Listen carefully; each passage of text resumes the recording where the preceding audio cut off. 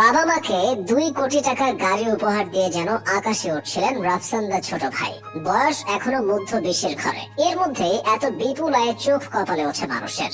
গাড়ি কেনাই শেষ নয়, মা দিবসে মায়ের প্রতি ভালোবাসা দেখাতে 5 লাখের সোনার গহনা দিয়েছেন রাফসান। সেই ভিডিওটিও আপলোড করেছেন অনলাইনে। ধন্য ধন্য রব ওঠে। লোকে বলছিল, দেখেছো ছেলেটা কত ভালোবাসে বাবা মাকে। বিস্মিত হয়ে কেউ কেউ বলছিল, এই বয়সে এত আয়। তবে লোকে কিন্তু এও বলে যে অতিবার বেরোনা ঝড়ে ভেঙে যাবে।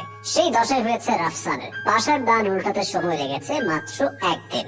হাতে হাড়ি ভেঙে দিয়েছেন সায়েদ আব্দুল্লাহ নামে ঢাকা বিশ্ববিদ্যালয়ের আইন বিভাগের এক শিক্ষার্থী। মোটামুটি তথ্য উপাত্ত হাজির করে তিনি জানিয়েছেন, রাফসানের বাবা মোহাম্মদ জাকারিয়া এবং মা কাজী নুরুন্নেসা সেহেলি ঋণ খেলাপি। 2022 সালে ব্যাংকের টাকা না দেয়ায় তাদের বিরুদ্ধে গ্রেফতারি পরোয়ানাও জারি করা হয়েছিল।